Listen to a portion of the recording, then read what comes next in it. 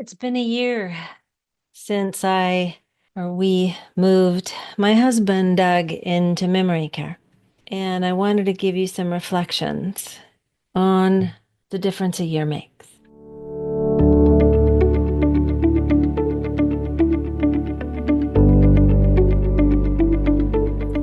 Hi, I'm Brenda Reese, freedom and forgiveness coach, and a person just like you that is learning to navigate life and all its challenges. I teach a forgiveness process like no other. It's a blend of practical and spiritual forgiveness. This process guides you into knowing how unforgiveness can be keeping you stuck in your relationships, both personally and professionally, releasing resentment and finding joy. Each week, I share practical and some not so practical tips, tools, and advice from myself and other people that are on this journey just like us. This is for you if you are ready to turn your pain into peace. Welcome to the Forgive Yourself podcast.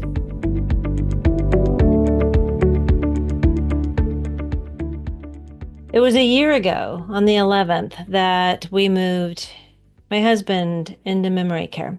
And as I've talked a little bit about this year in a few episodes somewhat about the dementia process or the journey, I wanted to give my reflections on where I'm at now, what it's been like, right? What happened, what it's been like, and what it's like now. And the decision that we made, was horrible. The dementia journey is terrible. It's gut-wrenching, heartbreaking, and it took a lot to get there. We were on the journey for a few years, and it was this slow decline of watching someone that I love disappear in his mobility, in his memory, in his judgment. And we got to the point at the end of last year, 2023, to where, it kind of helped me make the decision because he was declining fast. And he almost drowned in the hot tub because he couldn't move his body. And he fell down the stairs. And I felt like I couldn't leave. I couldn't leave him alone for very long. My world got smaller. I had to put my business on hold and be the caregiver and not the wife. That, my friend, was so hard. I couldn't figure out how to be both. And I luckily talked with someone that has a business around helping caregivers, Bill Cohen. And Bill Cohen helped me know that I did have to choose, that I wasn't going crazy, that it was okay, that I did have to put that wife hat aside because I couldn't afford a caregiver full time. Even though we had long-term care insurance, there's all these hoops you have to jump through and there's all these things that have to happen. Plus, I had this feeling in my heart that I needed to be there. I needed to be the one to make the decisions, which in some cases was true, but it was really hard to ask for help. And that's one of the things I'm going to tell you that I learned. Please don't be afraid to ask for help. There's so many services out there. However, it can feel overwhelming in knowing where to go and where to look them up. That was the case for me. And it was so hard. Even though part of me knew what to do, there was this emotional side of me that it was hurting. I was depressed. I was anxious. I was so sad. And that's because all my dreams were gone. I had never gone through the dementia process with a parent. My parents, I didn't know my dad and at all. And then by the time I found out about him, he was already dying. And my mom died in her 60s and did not have dementia. So I had only known about dementia and the process of that through other friends and their parents. Let me tell you, though, having a spouse with dementia is different. It's almost like you kind of expect your parents to get sick. I'm not saying that's a good thing. I'm not saying that at all, because I feel so much for you that are taking care of aging parents or siblings and friends. When it comes to a spouse, as some of you know, and I'm talking with you, it hurts. Every dream you've had is gone. If the relationship is abusive, it can almost feel like a relief when it's done, but it's hard when you're going through it. When you love someone with all your heart and you have dreams and plans and you share these little secrets, right? You have these little code words and they're your person. They're the ones that you call when you see something funny or you have these little symbols, you have these inside jokes, you have these plans and these dreams that are gone, taken out right from underneath you, the rug pulled out. You had no say in it. I had no say. I wasn't asked. And especially, the double whammy was we found each other later in life. Now what? And then you're going through this process and all these questions of, in all honesty, is do I stay? Do I go? Do I want to take care of my husband? Yeah, I took a vow, but come on. This is hard. It is like this deep, devastating, gut wrenching hole, and you can't catch your breath. And everybody else around you has a hard time understanding because they haven't gone through it. So they're wondering, why are you so angry? What's wrong with you? Sure, yeah, it's got a problem, but what? And you try to explain, and it falls on deaf ears. Now, going to support groups can be super helpful. And I didn't find one that actually helped me. The other piece of this was really learning that one, to ask for help, two, to acknowledge that all of your feelings and emotions are valid, every single one of them. Even the thought of, oh my God, I feel so guilty that I'm even thinking that I don't want to be in this relationship. That's okay. I'm here to tell you that's normal. And it's okay to be frickin' goddamn angry, raging angry, because you have these thoughts of, I didn't sign up for this. How dare this happen? You're going to be angry at your spouse, or you are. I was, even though it's not his fault. I wouldn't take it out on him, but I would be just beating the bed with a tennis racket because that's what I know to do when I'm angry to get it out, and just being so angry. And then just falling to my knees, asking God to help me be compassionate, help me understand, because all these books I'm reading tell me to be nice. They tell me that I need to not say anything wrong. Don't lose your temper. You gotta be nice. And I said, fuck that shit. I was upset. I was hurting. I was angry. And you're telling me to be nice? No way. No, it's not his fault. No, it's not my fault. No, I couldn't have seen these signs. And that's part of what I was thinking. Why didn't I see this coming? No, I didn't, and I couldn't. Yet I had to go through all of that. And I was so grateful that I had two friends who had gone through the dementia journey with parents because they would let me vent. My friend Cindy and my friend Marquita would they would hold this space for me to say, I hate my husband, even though they knew I didn't, but to allow me to get this out. I hated the circumstance. I hated dementia. I hated myself. I hated him. I hated the whole thing. They held space for me as I would cry and vent and be angry, as I would say, what if he dies? What do I do? What if he dies in bed? I mean, I don't even, what do you do with it? What do you do when that happens? I only know what I see on TV, right? I mean, there's all these strange and crazy thoughts that run through your head. And then the other, part is you have to change things. You have to make sure you have powers of attorney, and you have to make sure that you have medical, and that you have these forms that, do not resuscitate, and you have to have them with you all the time. And it's been a journey. And yes, there's a lot of information out there about that. But what I wanted to share was that I see you. I understand. At least I know what I went through, and I can have compassion for what you are.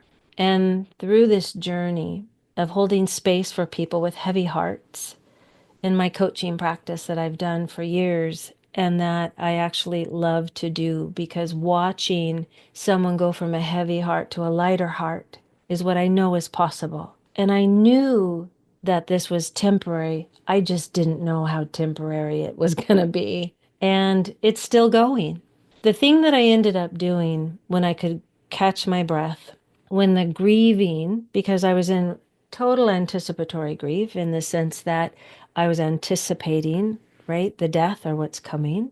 So what I was able to do was when I could get to a little bit on the upside of grief, I took a grief educator course to help me understand grief because I also knew that grief isn't just about death and dementia, right? It's about a lot of things. We're grieving all the time. We just don't know it. We don't call it that. We call it sadness, or we call it being frustrated, or we call it, not quite understanding, or this is just a phase. And we never acknowledge it, but it builds up, builds up, builds up, builds up. And then we get one thing that just like a volcano, it blows, right? That's the rage. But also my anger and my sadness is also part of the grief process. And I was able to finally reach out. And as I was talking with my two friends over these couple years, and they were there for me, I was also reached out to a friend who I knew understood because she had been an oncology nurse and she now was coaching people for end of life doulas. And I reached out to her and said, I need help. I don't know what to do. I don't even know where to go. I don't know. What's my options? As far as getting some help. And Maureen, was so good, so compassionate with me, and just said, honey, sometimes we have to make the decision. Sometimes we have to look at the fact of, along with the doctor and along with where we're at in the process, if the caregiver is having a hard time, that's also an indication that maybe we need to ask for help. Maybe it's time to place them in memory care. There's all of these factors that she helped me to understand. And she gave me an example of a couple people she had helped. And she said, Brenda, it's easier if you do it sooner rather than later, if to place them in memory care, to work towards that, because studies are showing that in the placement of memory care in the facilities, it can actually slow down the progression because it's calmer. They're also trained. They have credentials I don't have in, dementia in the brain, in what works as far as socialization, stimulation, not too much, right? Exercising and all the things, plus just having a calmer atmosphere. Because what I learned about my husband is that over this year, it has slowed down the progression. Like at the end of last year, I tell you, I thought he was going to die. It was on the fast track. And through this year, he's actually doing well in the sense of, yes, he's slowly declining, but it's slower than it would be if he had been here. I'm fortunate that we had the long-term care policy once I got that all figured out. That does help with this. And not everybody is as fortunate as we are. But there are services out there. There's seniors helping seniors. There's, the Meals on Wheels. There's all these things that we can actually look, thank God for technology, that we can look for. But don't be afraid to do that because we can't do it alone. This is not a journey to do alone. And the other thing too, when we were going to the neurologists and his doctors and as we were plodding down this, this journey that we're on, the decline, they were also telling me, they were asking about me. How are you doing? You're the primary caregiver. How are you doing? And I wasn't doing well. The emotional toll, the physical toll that it took. I'm constantly on alert. I'm checking to see if he's breathing. If he's not moving when he's sleeping, I'm wondering, are you dead? And then also wondering, because we have stairs, but every time he came down the stairs, I would run and be there. I'd have to stop what I'm doing to make sure that he didn't take a misstep. He fell so many times. I was always on alert. My nervous system was on high alert all the time, and it was taking a toll on me. And I was reading that these studies showed, I think it was I can't remember how far back, was it 2003? That at that time, yes, 2003, their studies showed that 63 or 64% of caregivers die first. Then by 2017, 2018, it dropped to 40%. But still, they are saying that it's a high percentage of caregivers that die first or have something major happen to them. And what then? What happens to our loved ones then? So I had to have a come to Brenda meeting with what am I capable of doing? And the doctor asked me a question. He was like, Brenda, do you have the credentials to be able to take care of someone with dementia? Do you have all the necessary degrees and credentials that they have, like in a memory care, or that someone, a nurse, like a CNA that helps people with dementia? It's like, no. He goes, either do I. I don't have that either. All of these people helped me to get where I needed to go. And even then, I hesitated until, like I said, towards the end of the year, to where I was just not ready to make this decision, or I didn't think I was. And the universe helped me make it, along with the doctor who's like, Brenda, it's time. And then when Doug went through this, we had to call emergency, and he almost drowned and then fell, and he was delirious. And we went through so many things, wandering off. And finally, the doctor said, this has got to stop. So I'm here to encourage you, even though it doesn't sound like it, that if you're going through this, I'm here. I get it. The books are good, the support groups are good, yet I want to create a space for women to be able to share how they really feel. That's what I needed. I was grateful and lucky to have my two friends that I could share these thoughts that if I spoke them out loud, you would judge me. You would say, how dare you? And some people did that. Some family members, some friends. I got judged when I tried to share my truth. So, learning who you can trust is important. Asking for help is extremely important. Knowing where to look. And if you have these first signs of maybe your partner has dementia, start looking at resources now. There's more and more out there. And also be able to have an advocate for you because you're an advocate for your loved one. Have an advocate for you that you can speak your truth with. And if not, there's support groups that you can, but you're going to have to check them out. I learned this when I went through AA. Not every meeting was for me. I had to find where I felt like home. I had to find a place where I didn't feel judged and I felt like I could share my truth. And that's what set me free I did that in AA. And now I am working on creating a place where women with spouses with dementia or partners with dementia can come and say their truth. So you'll hear more about that as I work towards that because it's important to share what I've learned and to hear and constantly learn from others, but mainly to be a support, to be a soft place to land, to have somewhere where you aren't don't feel crazy. Well, we're still going to feel crazy because dementia will do that, especially with Doug, who's got vascular dementia. His isn't a steady, his is a roller coaster ride. Dementia is a roller coaster ride anyway. But with vascular dementia, it's up, down, everywhere. One day it seems like, wow, he's fine. He seems fine. Next day he's not fine. I went like that for a long time. I'm crazy. I just thought I was nuts. And then, having people around me who didn't understand what he was going through, who didn't see what he was going through every day, kind of told me I was nuts. It's like, he seems fine. So there's a way that we can work through our guilt and our shame around our thoughts, who we think we are. There's also a way that we can work through our grief because we're grieving who we used to be as a couple, as a person, but also who we're not going to be. We're grieving that all at the same time. And it's hard.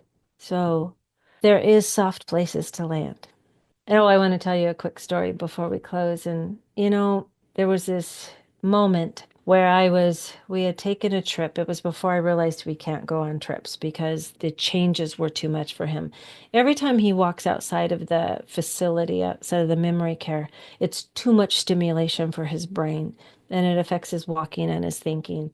And this is before I realized, right? Because I'm learning, we're all learning.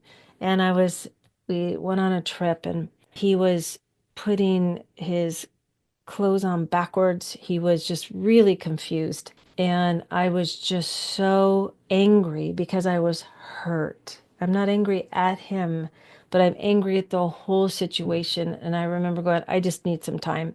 And I walk outside and I'm walking around in this labyrinth that's outside.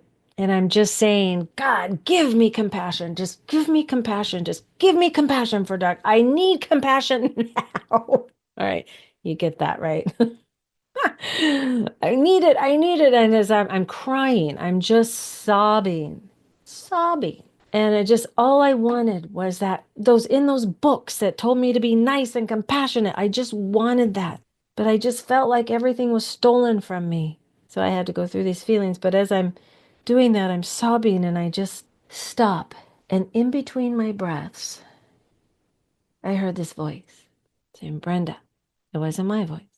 I've only heard this twice in my life. Brenda, compassion starts with you. And that's what I want to share with you today. Compassion has to start with you. Be gentle with yourself. Be kind to yourself.